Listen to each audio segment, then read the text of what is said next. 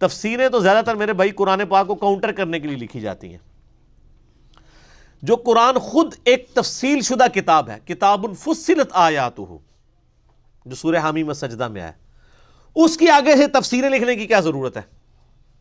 زیادہ سے زیادہ اتنی تفسیر ہونی چاہیے کہ جو یعنی آپ کو سیاق و سباق کے لیے انٹرسٹ کے طور پہ اویلیبلٹی چاہیے ہو، ورنہ ہمارے نزدیک تو قرآن پاک ترجمہ بھی کافی ہے ہدایت کے لیے. باقی تو وہ میں بھی ظاہر درس قرآن دے رہا ہوں، میں بھی آج کے حالات و واقعات کے مطابق قرآن پاک کے اوپر کمنٹری کر رہا ہوں. اسی طرح کی کمنٹری کی کوئی تفسیر میں کرتا ہے اور موجودہ فتنوں کو ایڈریس کرتا ہے، وہ بالکل ٹھیک ہے. لیکن یہ کہنا کہ تفسیر کے بغیر قرآن جو ہے یہ ہدایت کے لیے کافی نہیں ہے، تو یہ بہت بڑی جرأت ہے. کیونکہ انہوں نے تفسیر ایسی کرنی ہوتی ہے جو آلریڈی ان کے بزرگوں نے عقیدے بتائے ہوتے ہیں. جو قرآن میں لکھا ہے اس کو من و عن اسی طریقے سے تو قبول کرنا نہیں ہوتا، اس کے لیے پھر تفسیر لکھنی پڑتی ہے. ورنہ تو قرآن میں جو کچھ لکھا ہے اس کو اگر اسی طریقے سے ماننا پڑے تو تفسیر کرنے کی ضرورت نہیں ہے. زیادہ سے زیادہ اگر تفسیر کرنی ہے تو قرآن حکیم کی آیات سے کی جائے، صحیح الاسناد احادیث کی روشنی میں کی جائے، اور وہ بھی صرف ایک انٹرسٹ کی چیز ہو سکتی ہے. اس سے ایز سچ کوئی اصول اور مبادی میں فرق نہیں پڑ سکتا. میں اکثر مثال دیتا ہوں، اس میں نے لیکچر بڑی ڈیٹیل سے ایک ریکارڈ کروایا، مسئلہ نمبر 154 کہ قرآن پاک احادیث کا بھی محتاج نہیں اپنی تفسیر کے لیے. یہ انٹرسٹ کی چیزیں ضرور ہیں. جہاں تک رہا نماز کا طریقہ قرآن میں نہیں آیا تو وہ قرآن کا ٹاپک ہی نہیں ہے. قرآن کا ٹاپک عقیدہ ہے. نماز کے طریقے کے لیے قرآن سنت کی طرف دھکیلتا ہے. لیکن یہ نہیں ہو سکتا کہ قرآن پاک میں عقیدہ بیان ہوا ہے، آپ اس کے خلاف کوئی عقیدہ کسی بزرگ کی کتاب کی روشنی میں، کسی جعلی روایت کی روشنی میں بنا لیں. ایسے تو نہیں ہوگا. تو وہ مسئلہ نمبر 154 میں نے ڈیٹیل کے ساتھ اسی ٹاپک پر ڈسکس کیا. اور ایک مثال میں اکثر دیتا ہوں کہ دیکھیں، ٹریفک سگنل کے اوپر گرین لائٹ اس لیے ہوتی ہے کہ انسان چل پڑے، اور ریڈ لائٹ اس لیے ہوتی ہے کہ انسان رک جائے. تو یہ اینڈ رزلٹ ہے ان لائٹس کا. اب کوئی کہنے جی مجھے اس کی تفسیر سمجھائیں، تو ظاہر تفسیر تو اس کی بھی لکھی جا سکتی ہے.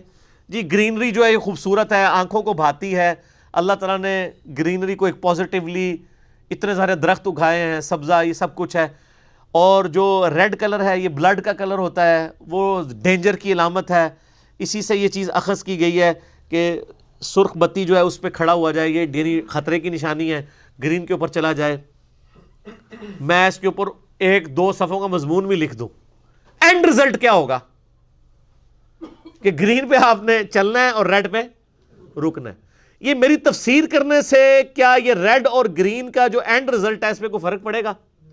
تو یہ تفسیر اگر میں نہ بھی کروں تب بھی اینڈ رزلٹ وہی ہے. یہاں کیا ہوتا ہے، یہ گرین اور ریڈ کی تفسیر لکھنا شروع کرتے ہیں ایاک نعبد و ایاک نستعین کی، تو کہتے ہیں نہیں دیکھیں نہیں، بزرگوں سے بھی جو مانگتے ہیں نا تو وہ اصل میں اللہ ہی پیچھے اللہ ہی ہوتا ہے.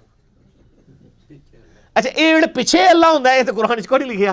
یہ تفسیر یہ کرنا چاہ رہے ہوتے ہیں، اس کے بالکل کاؤنٹر جو کچھ قرآن حکیم ہے اس کو کاؤنٹر کر رہے ہوتے ہیں. تو اس طرح کی تفسیریں تو میرے بھائی قرآن کی تحریف ہے. اور یہ حقیقت بات ہے کہ اللہ تعالیٰ نے صرف عربی ٹیکسٹ کی گارنٹی لی ہے کہ یہ قرآن محفوظ ہے. جہاں تک قرآن حکیم کی تفسیر اور تعلیمات میں تحریف کا سوال ہے نا، تو ماشاءاللہ امت نے پورا یہ کام کر دیا ہے، پوری نیک نیتی کے ساتھ جنازہ نکال دیا ہے. علماء نے پوری تعریف کی ہے قرآن حکیم کی، اور یہ عربی کی بھی تعریف ہو جاتی اگر اللہ تعالیٰ نے اسے محفوظ نہ کیا ہوتا. تفسیر میں انہوں نے بالکل ایسی ایسی تعریف کر دی ہے کہ جو علماء یہود نے کی تھی.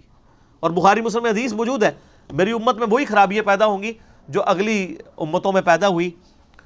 تو پوچھا گیا کہ ان اگلے لوگوں سے مراد کیا یہود و نصارہ ہیں؟ تو آپ نے فرمایا وہ نہیں مراد تو اور کون لوگ مراد ہیں؟ وہ سیم خرابیاں اس امت کے اندر بھی آئی ہیں. تعریف کر دی انہوں نے. ٹیکسٹ کی اللہ نے گارنٹی لی تھی اور ٹیکسٹ محفوظ ہے. اسی لیے آج دیکھیں، آج بھی جو بندہ نیک نیتی کے ساتھ قرآن پاک کھول کے بیٹھتا ہے نا، وہ کسی بھی فرقے کا قرآن پڑھ لے وہ اللہ تک پہنچ جاتا ہے.